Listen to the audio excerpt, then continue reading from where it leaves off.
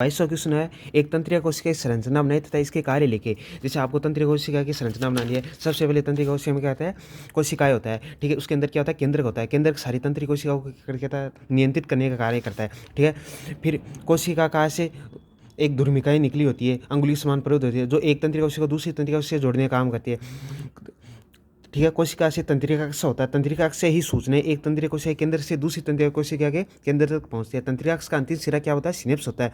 वो सिनेप्स दूसरी तंत्रिका कोशिका के सिनेप्स से ही आपस में दोनों तंत्रिका जुड़कर एक सिनेप्स का निर्माण करते हैं। सिनेप्स दरार से तंत्रिका कोशिका सूचनाएं तंत्रिका से होती है, सिनेप्स दरार से होती ही दूसरी तंत्रिका कोशिका तक पहुँचती है। तो आपको सबसे पहले जैसे केंद्र के बारे में लिखना है, फिर कोशिका, ठीक है। केंद्र कोशिका के बारे में लिखा, तंत्रिका अक्ष, ध्रुमिका, इनके बारे में अलग अलग के बारे में आपको लिखना है। उसके बाद में तंत्रिका कोशिकाएं कितने प्रकार की होती है, 3 प्रकार की होती है।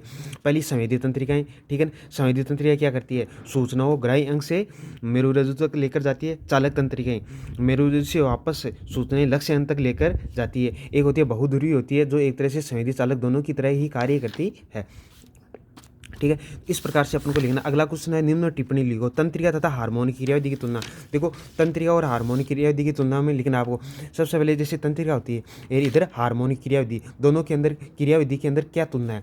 तंत्रिका क्या कहते हैं, ग्राही अंग से सूचनाएं कहाँ तक लेकर जाती है, मेरुरज्जु तक, और बाद में वापस लक्ष्य अंग तक सूचनाएं लेकर आती है। जबकि हार्मोन अंतःस्रावी ग्रंथियों से रासायनिक पदार्थ को क्या बोलते हैं, अपना हार्मोन बोलते हैं। तंत्रिकाएं की क्रियाविधि क्या होती है, तीव्र गति से होती है, जबकि हार्मोन की गति क्या होती है, बहुत ही धीमी गति से होती है। तंत्रिकाओं से जो सूचनाएं लक्ष्य अंग तक लेकर जाती है, तो जिसके हमने जो मांसपेशियों के द्वारा क्या होती है, गति होती है। जबकि हार्मोन की किससे संबंधित होती है, उपापचय क्रियाओं से। उपापचय क्रिया जैसे पाचन है और है, उससे संबंधित जो क्रियाएं होती है वो किससे संबंधित होती है, हार्मोन से संबंधित होती है। उसके बाद में होगा ना, खंड ब के अंदर है मानव मस्तिष्क। देखो मानव मस्तिष्क कितना होते हैं, अग्र, मध्य व पश्च। अग्र मस्तिष्क 3 भाग होते हैं। प्रमस्तिष्क होता है, एक होता है थैलेमस, एक होता है हाइपोथैलेमस। जो प्रमस्तिष्क होता है, ठीक है ना, ये प्रमस्तिष्क क्या होता है, शरीर की जो अच्छी क्रियाएं होती है, जैसे सोचना, तर्क शक्ति जितनी भी होती है, वो सारी प्रमस्तिष्क। थैलेमस हाइपोथैलेमस को जोड़ने का कार्य करता है। हाइपोथैलेमस से कुछ रक्तदाब है, कुछ क्रिया हाइपोथैलेमस के द्वारा ही नियंत्रित होती है। और हाइपोथैलेमस अपनी जो पीयूष ग्रंथि होती है उसको नियंत्रित करने का कार्य किसके द्वारा होता है, हाइपोथैलेमस के द्वारा होता है। मध्य मस्तिष्क क्या होती है, दृष्टि संबंधी क्रिया होती है। दृष्टि व श्रवण संबंधी क्रियाओं का नियंत्रण कौन करता है, मध्य मस्तिष्क। पश्च मस्तिष्क अनुमस्तिष्क व मेडुला ओब्लेटा से बना होता है। ये सारी पश्च मस्तिष्क कार्य क्या होता है, शरीर की अनिच्छित क्रियाओं को नियंत्रण करता है। जैसे हृदय धड़कन है, स्पंदन है, पाचन क्रिया है, जैसे पलकों का झपकना है, जो शरीर की अनिच्छित क्रियाएं होती है, ठीक है ना। और शरीर की अनिच्छित किसी नियंत्रित होती है, अधिकतर मस्तिष्क के द्वारा, ठीक है। अगला है प्रतिवर्ती क्रिया व अनैच्छिक क्रिया में। देखो प्रतिवर्ती क्रिया क्या होती है, प्रतिवर्ती क्रिया क्या होती है, ग्राही अंग से सूचनाएं लेकर कहाँ तक जाती है, संवेदी तंत्र मेरुरज्जु तक, तथा मेरुरज्जु से वापस सूचनाएं लेकर कहाँ तक जाती है, लक्ष्य अंग तक लेकर जाती है, जिसके कारण कौन क्या क्रिया होती है, प्रतिवर्ती क्रिया। तो इसका मतलब प्रतिवर्ती क्रिया किसके द्वारा नियंत्रित होती है, मेरुरज्जु की। जबकि अनैच्छिक क्रियाएं किससे संबंधित होती है, मस्तिष्क के द्वारा नियंत्रित होती है। अनैच्छिक क्रियाओं को नियंत्रित मस्तिष्क करता है, जैसे हृदय धड़कन है, स्पंदन है, पलकों झपकना है, जितनी भी शरीर की अनैच्छिक क्रियाएं उनको कौन नियंत्रित करता है, अपना मस्तिष्क नियंत्रित करता है। तो इस प्रतिवर्ती क्रियाएं मेरुरज्जु से नियंत्रित होती है और अनैच्छिक क्रियाएं मस्तिष्क के द्वारा नियंत्रित होती है। अब कुछ अपने जैसे 6, 7 और 9 चैप्टर है, इसके अंदर कुछ अन्य महत्वपूर्ण क्वेश्चन प्रश्न भी है जिनको अपन हल करते हैं। पहला है, शिराओं में वाल होता है जबकि ध्वनियों में नहीं। देखो अपने अशुद्ध रक्त कहाँ आता है, अशुद्ध रक्त सबसे पहले दाएं आलिंद में आता है, ठीक है। दाएं आलिंद से फिर कहाँ पर जाता है, दाएं नीले में। तो जब अशुद्ध रक्त शिराओं के द्वारा दाएं आलिंद में आता है, तो दाएं आलिंद में जब संकोचन होगा, तो संकोचन से जब दाएं नीले के अंदर रक्त जाएगा तो वापस शिराओं में न जाए, इसलिए शिराओं में क्या होते हैं, वाल होते हैं। तो जो अशुद्ध रक्त आलिंद में तो दाएं आलिंद में तो आ जाता है, लेकिन जब जो आलिंद संकोचन होता है तो जो अशुद्ध रक्त है दाएं आलिंद से दाएं नीले में जाता है, तो वापस शिराओं में नहीं जा पाता, क्योंकि वो वाल क्या होते हैं, बंद हो जाते हैं। उसमें एक दिशीय एक तरह से रक्त आता है, दूसरी दिशा में जाते हैं, वाल क्या हो जाते हैं, बंद हो जाते हैं। और आलिंद से संकुचन होने से नीले में जो रक्त आता है, इसे आलिंद नीले कपाट खुल जाते हैं और नीले में चला जाता है, बाद में वापस कपाट बंद हो जाते हैं। तो इस प्रकार से, जबकि धमनियों में नहीं होता, क्योंकि धमनियों में क्या होता है, फिर नीले के संकुचन से दाएं नीले के संकुचन से अशुद्ध फंपू से धमनी द्वारा रक्त कहाँ जाता है, फेफड़ों में जाता है। तो एक तरह से नीले के संकोचन में तो जो नीले क्या करता है, संकोचन करता है और धमनियों में रक्त को भेजने का काम करता है, जबकि आलीन के संकोचन से शिराओं में वापस अशुद्ध रक्त नहीं, इसलिए शिराओं में क्या होते हैं, वाल्व होते हैं। आलिंद की तुलना में नीले की पेशी भिक्षाएं मोटी क्यों होती है? देखो आलिंद क्या करता है, आलिंद में तो रक्त आता है, जबकि नीले क्या करता है, नीले रक्त को अपने शरीर में भेजने का काम करता है। जैसे दाएं नीले अशुद्ध रक्त को फेफड़ों में भेजता है, जबकि बाएं नीले शुद्ध रक्त को शरीर के सभी भागों में पंप करता है। तो इस प्रकार से नीले क्या संकुचित होता है, जिसमें अधिक दाब होता है, जिसके कारण नीले की पेशी भित्ति मोटी होती है, जबकि आलिंद में रक्त आता है, इसलिए आलिंद की भित्ति पतली होती है। पौधों में परिवहन निकाय धीमा क्यों होता है? देखो पौधों में परिवहन का मतलब है जल व खनिज लवण का पौधों की जड़ से पत्तियों तक पहुंचना है। ये किस पर निर्भर करता है?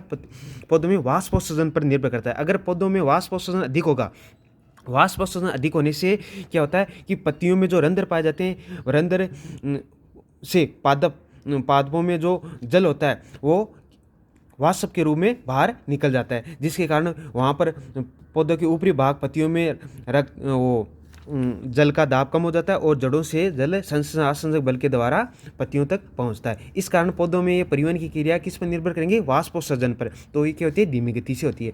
जल खनिज लवण परिवहन कैसे होता है? तो यही क्रिया के द्वारा अपने जल खनिज लवण वाष्पोत्सर्जन के द्वारा ही होता है। एक क्वेश्चन यहाँ पर और बनता है कि दिन के समय पौधों में परिवहन तेजी से होता है, जबकि रात के समय धीमी गति से होता है, क्योंकि दिन में क्या होता है, वाष्पोत्सर्जन क्रिया अधिक होती है और रात के समय वाष्पोत्सर्जन क्रिया कम होती है। वाष्पोत्सर्जन की क्रिया अधिक होंगी तो जल पादों की पत्तियों में कम हो जाएगा, वाष्पोत्सर्जन के द्वारा वाष्प के रूप में निकल जाता है और फिर जड़ों से जल पादप की पत्तियों तक पहुंचता है।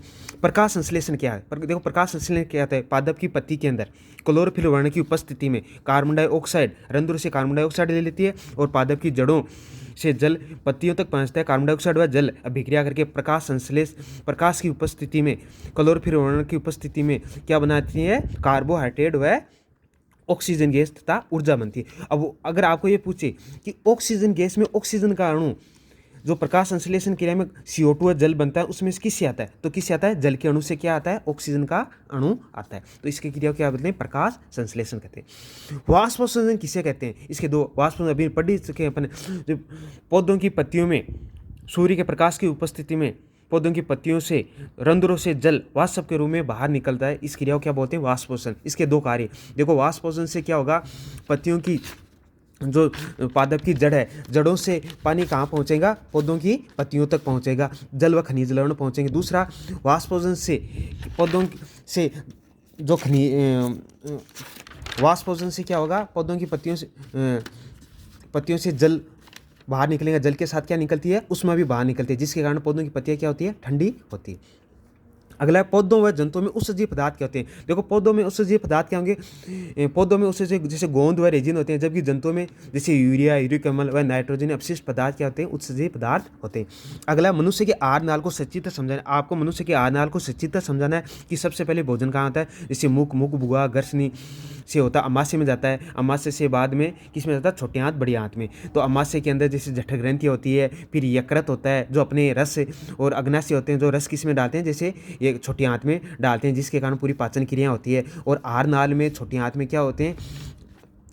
आहार नाली में क्या होते हैं? छोटे आंत में रसांकुर होते हैं, अंगुली के समान प्रौध होते हैं, जिनका काम क्या होता है? जो छोटी आंत में सबसे ज़्यादा, आपने अगर ये पूछे कि भोजन का पाचन सबसे अधिक कहाँ होता है? छोटी आंत में होता है। और छोटी आंत में भोजन को जो रसांकुर होते हैं उसके द्वारा भोजन का क्या होता है? अवशोषण होकर भोजन से जो अवशोषित पदार्थ है जैसे ग्लूकोज है और उचित पौष्टिक पदार्थ है, प्रोटीन को है, कुछ वसा है, उनको कहाँ पर डाल दिया जाता है? अपने शरीर के रक्त में उन रसांकुरों के द्वारा डाल दिया जाता है, जिसके कारण वो भोज्य पदार्थ कहाँ आ जाते हैं? अपने शरीर के रक्त में आ जाते हैं।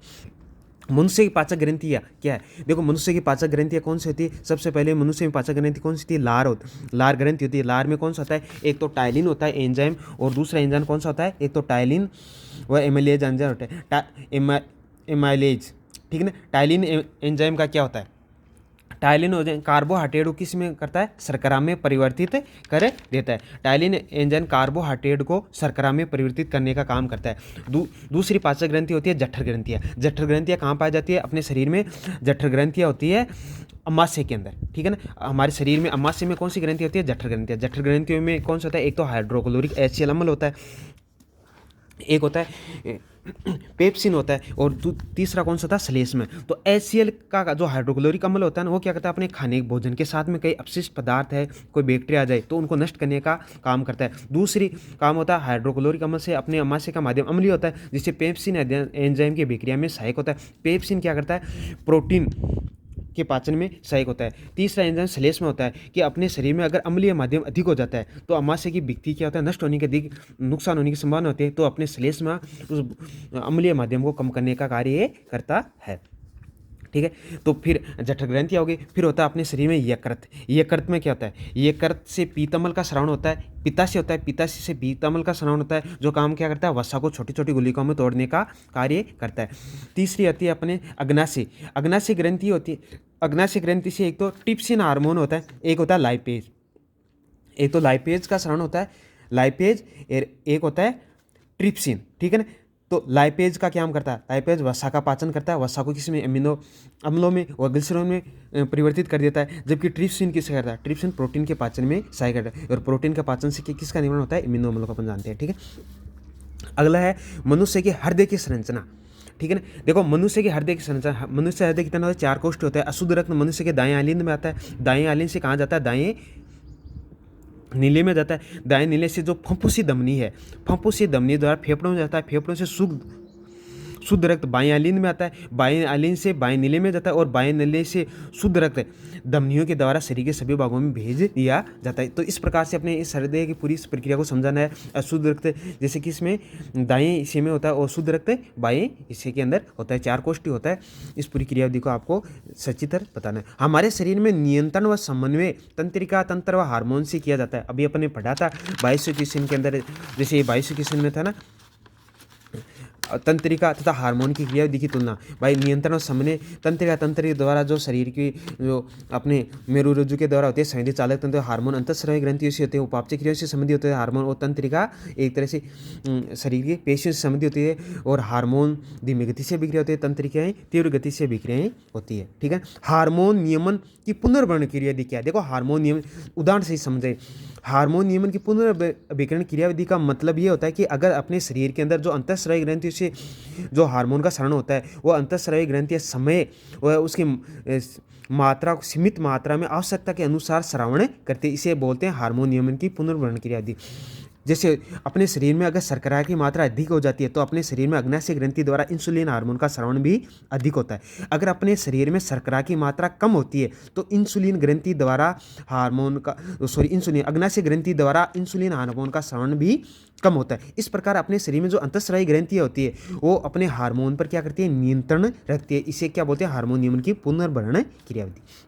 मधुमेह रोगियों को इंसुलिन का इंजेक्शन क्यों दिया जाता है, देखो मधुमेह रोगी होते हैं, मधुमेह रोग क्यों होते हैं, अपने अग्नाशय ग्रंथि के अंदर जो बीटा कोशिकाएं होती है, बीटा कोशिकाओं से कौन सा हार्मोन स्रावित होता है, इंसुलिन। अग्नाशय ग्रंथि के अंदर जो बीटा कोशिका इंसुलिन हार्मोन का स्राव होता है। इंसुलिन अपने शरीर के अंदर किसकी मात्रा को नियंत्रित करता है, शर्करा अर्थात ग्लूकोज की मात्रा को नियंत्रित करने का कार्य करता है। अगर अपनी जो बीटा कोशिकाएं हैं अग्नाशय ग्रंथि वो अगर क्षतिग्रस्त होते हैं या किसी कारण से काम करना धीमा कर दे तो इंसुलिन हार्मोन का श्रवण कम होने लग जाए तो अपने शरीर में शर्करा की मात्रा बढ़ जाती है, जिसके कारण कौन सा रोग हो जाता है, मधुमेह, अर्थात जिसे मूत्र के अंदर बार बार की शिकायत होने लग जाती है, जिसके कारण डॉक्टर क्या करता है, उस रोगी को, मधुमेह रोगी को इंसुलिन का इंजेक्शन दिया जाता है, जिसके कारण वो जो शर्करा थी अर्थात ग्लूकोज था वो किस में चेंज हो जाता है, ग्लाइकोज में, जिसके कारण अपने शरीर में शर्करा की मात्रा कम हो जाती है और इसे मधुमेह के रोगियों को अंदर इंसुलिन का इंजेक्शन दिया जाता है। किसी एकल जीव द्वारा अपने जीवन काल में उपार्जित लक्षण अगली पीढ़ी में वंशागत नहीं होते हैं। देखो एक तो होते हैं आनुवंशिक लक्षण होते हैं, एक होते हैं उपार्जित लक्षण। उपार्जित लक्षण किसी व्यक्ति के द्वारा अर्जित किए जाते हैं, व्यायाम के द्वारा या कोई भी अपनी शारीरिक एक्सरसाइज के द्वारा उपार्जित लक्षणों को अर्जित किया जाता है। जबकि आनुवंशिक लक्षण होते हैं वो डीएनए में निहित होते हैं, वो अपने आनुवंशिक एक पीढ़ी से दूसरी पीढ़ी में डीएनए के द्वारा जाए जाते हैं। जबकि उपार्जित लक्षण होते हैं वो अपने व्यक्ति के द्वारा खुद अर्जित किया जाते हैं। जैसे एक खिलाड़ी होता है वो खेल के द्वारा अपनी मांसपेशियों को अधिक विकसित कर लेता है, तो अगर उसके संतानों में अधिक मांसपेशियों वाला उनके संतान होना ये अनिवार्य नहीं है। क्यों? क्योंकि उन्होंने जो मांसपेशियां अधिक विकसित की है उन्होंने क्या किया है, वो लक्षण उपार्जित किए हैं। ठीक है ना, वो उस खिलाड़ी के द्वारा क्या लक्षण किए गए हैं, उपार्जित किए गए। ठीक है, तो इस प्रकार से उपार्जित लक्षण वंशागत नहीं होते हैं, वो खुद व्यक्ति द्वारा अर्जित किए जाते हैं। अगला है नई जाति के उद्भव में कौन से कारक सहायक होते हैं? देखो, नई जाति कब होती है? जब किसी दो दो जब प्रजनन के द्वारा क्या हो जाए? उत्परिवर्तन हो जाए। उत्परिवर्तन प्रजनन के द्वारा हो जाए तो नई जाति के उत्पन्न होने की संभावना होती है। इस प्रकार नई जाति के उत्पन्न होने के निम्न कारण है। पहला, प्रजनन के द्वारा उत्परिवर्तन। दूसरा, प्राकृतिक चयन। ठीक है ना, प्राकृतिक चयन। तीसरा कारण क्या होगा? दूसरा प्राकृतिक चयन होगा। और तीसरा कारण होगा दो जीवों का भिन्न भिन्न भौगोलिक वातावरण में पहुंचना। भौगोलिक वातावरण में, जैसे दो जीव हैं, एक जीव दूसरे भौगोलिक वातावरण में पहुंच गया, दूसरा दूसरे भौगोलिक वातावरण में, तो उस वातावरण के अनुसार उस जीव के अंदर क्या आ जाते हैं? परिवर्तन आ जाते हैं शारीरिक संरचना व बनावट के अंदर, और वो अपने उस वातावरण के अनुसार अपने शरीर में संरचना में परिवर्तन कर लेता है, जिससे वो नई जाति उत्पन्न हो जाती है। तो इस प्रकार से प्राकृतिक चयन द्वारा या अचानक उत्परिवर्तन हो जाए, आनुवांशिक जीन जो लक्षण होते हैं उनमें अचानक परिवर्तन से भी नई जाति उत्पन्न हो सकती है, या प्राकृतिक चयन के द्वारा, जिस प्राकृतिक चयन उसके अनुसार या भिन्न भिन्न भौगोलिक वातावरण में कोई नई जाति चली जाती है तो उस वातावरण के अनुसार अपने शरीर में परिवर्तन करके भी नई जाति उत्पन्न हो जाती है। बाघों की संख्या में कमी आनुवंशिकता की दृष्टि से चिंता का विषय है। क्यों? देखो, बाघों की संख्या में कमी हो रही है। क्यों? क्योंकि अपने जो वातावरण है, पर्यावरण के अंदर प्राकृतिक वातावरण या पर्यावरण में जो परिवर्तन हो रहे हैं, परिवर्तन के अनुसार बाघों में उस वातावरण के अनुसार अपने शारीरिक संरचना में अनुकूलित परिवर्तन बाघ नहीं कर रहे हैं। अर्थात पर्यावरण में परिवर्तन हो रहे हैं, उसके अनुसार बाघों की शारीरिक संरचना में अनुकूलित परिवर्तन नहीं होने से उस के कारण बाघ उस प्राकृतिक चयन के अंदर एक तरह से संतुष्ट नहीं हो रहे हैं, अर्थात प्राकृतिक चयन को अपना नहीं रहे, जिसके कारण उस बाघों के अंदर संख्या में धीरे धीरे कमी हो रही है। क्योंकि वो प्राकृतिक जिसे समय के साथ वातावरण में परिवर्तन होते हैं, जिसके कारण जो भी जातियाँ होती हैं उनके ये शारीरिक संरचना व बनावट में परिवर्तन हो रहे हैं। लेकिन बाघों में उनकी शारीरिक संरचना व बनावट के अंदर वातावरण के अनुसार परिवर्तन नहीं हो रहे, अर्थात वातावरण के अनुसार उनमें अनुकूलित परिवर्तन नहीं हो रहे, जिसके कारण उनके जाति में खतरा नष्ट होने की संभावना अधिक बढ़ गई है। विभिन्नताएं उत्पन्न होने से स्पीसीज का अस्तित्व किस प्रकार बढ़ जाता है? देखो, विभिन्नताएं उत्पन्न होने वातावरण समय के साथ वातावरण में परिवर्तन होने से उस जाति भी वातावरण के अनुसार अपने शरीर में अनुकूलित परिवर्तन कर लेती है। अनुकूलित परिवर्तन करने से वो उस वातावरण को प्राकृतिक चयन को अपना लेती है, जिसके कारण वो उस जाति का उस वातावरण में जो वातावरण में परिवर्तन है उसके कारण उस जाति का उस वातावरण में क्या होता है? अस्तित्व बना रहता है। लेकिन अगर वातावरण में परिवर्तन होने से अगर वह जाति में अगर परिवर्तन नहीं होगा तो विभिन्नताएं उत्पन्न नहीं होंगी। लेकिन वातावरण परिवर्तन होने से जाति वातावरण के अनुसार अपने शरीर में अनुकूलित परिवर्तन कर लेती है, जिससे जाति में क्या उत्पन्न होती है? विभिन्नताएं उत्पन्न हो जाती है, और विभिन्नताएं उस जाति के अस्तित्व के लिए आवश्यक है। हमारे शरीर में हीमोग्लोबिन कमी के क्या परिणाम हो सकते हैं? देखो, हमारे शरीर में अगर हीमोग्लोबिन की कमी होगी तो हीमोग्लोबिन की कमी होने से अपने शरीर हीमोग्लोबिन का पहले कार्य क्या होता है? हीमोग्लोबिन एक श्वसन होना करता है जो फेफड़ों से ऑक्सीजन को शरीर के सभी भागों में लेकर जाता है, अर्थात सभी कोशिकाओं तक पहुंचाता है ऑक्सीजन को फेफड़ों से, और बाद में ऑक्सीजन को सभी कोशिकाओं में लेकर जाता है। कोशिकाओं में पहले से क्या होता है? ग्लूकोज होता है। ग्लूकोज ऑक्सीजन से क्रिया करके क्या बनाता है? कार्बन डाइऑक्साइड और ऊर्जा। उस कार्बन डाइऑक्साइड को हीमोग्लोबिन वापस लाकर कहाँ छोड़ देता है? फेफड़ों। इस प्रकार से हीमोग्लोबिन एक तरह से कोशिकाओं में ऑक्सीजन लेकर जाता है और वहाँ से कार्बन डाइऑक्साइड को वापस फेफड़ों में छोड़ता है, और कोशिकाएं उस ऑक्सीजन से में शर्करा अर्थात ग्लूकोज होता है उससे क्रिया करके क्या बनाती है? ऊर्जा बनाती है। अगर हीमोग्लोबिन कमी होगी तो सभी कोशिकाओं तो ऑक्सीजन नहीं पहुंच पाएंगी, जिससे सभी कोशिकाओं में ऊर्जा का निर्माण कम होगा। कम होने से शरीर में ऊर्जा कम होगी। कम होने से अपन शरीर में क्या हो जाती है? अपनी कमजोरी आ जाती है, अर्थात अपन उतना कार्य नहीं कर पाते। क्यों? क्योंकि शरीर को कार्य करने के लिए किसकी आवश्यकता होती है? ऊर्जा की। ऊर्जा जो एटीपी के रूप में होती है उसकी आवश्यकता होती है, और इस कारण से अपने शरीर में थकावट आने लग जाती है। और हीमोग्लोबिन कमी से कौन सा रोग होता है? एनीमिया, जिसके उपचार के लिए क्या कहते हैं? आयरन की गोलियों का उपयोग किया जाता है। अगला है क्रेम्स उत्पन्न हुआ लैक्टिक अम्ल मांसपेशियों में निर्माण को समझाए। देखो, अपने शरीर के अंदर जो ग्लूकोज होता है, ग्लूकोज से पायरुवेट बनता है। ग्लूकोज ऑक्सीजन से क्रिया करके किस में बदलता है? कार्बन डाइऑक्साइड व जल के अंदर। जैसे ग्लूकोज ऑक्सीजन से क्रिया करके कार्बन डाइऑक्साइड व ऊर्जा का निर्माण होता है। ठीक है। अगर ग्लूकोज कई बार क्या होता है कि अपन जैसे तेज़ दौड़ते हैं, तेज़ दौड़ने से अपनी जो मांसपेशियाँ होती है उसको अधिक ऊर्जा की आवश्यकता होती है। अब मांसपेशियों को अपने शरीर से फेफड़ों से उतनी ऑक्सीजन जितनी चाहिए उतनी मिल नहीं पाती, तो मांसपेशियाँ क्या करेंगी? मांसपेशियों में जो ग्लूकोज होता है कोशिकाओं में, वो ग्लूकोज सीधे किस में चेंज हो जाता है? लैक्टिक अम्ल में परिवर्तित हो जाता है बिना ऑक्सीजन की क्रिया के। तो जो ग्लूकोज होता है, ग्लूकोज पायरुवेट में बना, पायरुवेट बिना ऑक्सीजन से अभिक्रिया करके सीधे किस में परिवर्तित हो गया? लैक्टिक अम्ल व ऊर्जा में। तो ऊर्जा तो मांसपेशियों को काम में आ गए, लेकिन जो लैक्टिक अम्ल वह मांसपेशियों में संग्रहित रह जाता है, जिसके कारण अपने 2-3 दिन तक जैसे दौड़ लगाए उसके बाद में मांसपेशियों में क्या आता है, दर्द का महसूस होने लगती है जितने दिन वो लैक्टिक अम्ल मांसपेशियों में रहता है। सूर्य के प्रकाश में किस पादप की दिशा में सूर्य की ओर हो जाती है? देखो अपने पादप के अंदर एक ऑक्सीजन हार्मोन होता है। ऑक्सीजन क्या होता है, कोशिका में वृद्धि में सहायक होता है, अर्थात कोशिका की लंबाई को बढ़ाता है, जो कोशिका के शीर्ष भाग में पाया जाता है, जो कोशिका मतलब पादप में शीर्ष भाग में ज़्यादातर होते हैं। अब ऑक्सीजन क्या करता है, अगर ऑक्सीजन अगर सूर्य जिस पादप में सूर्य की जिस ओर दिशा से प्रकाश आ रहा है, तो ऑक्सीजन प्रकाश वाली दिशा से पादप की जो छाया वाला है उस दिशा में ऑक्सीजन चला जाता है। उस दिशा में ऑक्सीजन की सांद्रता अधिक हो जाती है, तो उस दिशा की जो छाया वाले भाग में कोशिकाओं की लंबाई क्या हो जाती है, अधिक बढ़ जाती है। अगर छाया वाले भाग में कोशिकाओं की संख्या अधिक बढ़ गई और धूप वाले भाग में कोशिका की लंबाई अधिक बढ़ गई, क्योंकि ऑक्सीजन कोशिकाओं की लंबाई को बढ़ाने का कार्य करता है, और जो प्रकाश वाले भाग में कोशिकाओं की लंबाई क्या हो गई, कम हो गई, जिसके कारण पौधा किस ओर मुड़ जाता है, सूर्य की दिशा में, जैसे सूरजमुखी। तो इस प्रकार से ऑक्सीजन छाया वाले भाग में चला जाता है और कोशिकाओं के छाया वाले भाग में अधिक लंबाई कर देता है, और प्रकाश वाले भाग में लंबाई कम रहती है, जिसके कारण पौधा सूर्य की दिशा में मुड़ जाता है। तो इस प्रकार से अपने जो पार्ट 6, 7 व 9 से कुछ अन्य महत्वपूर्ण प्रश्न बनाए हैं उनका बताया गया।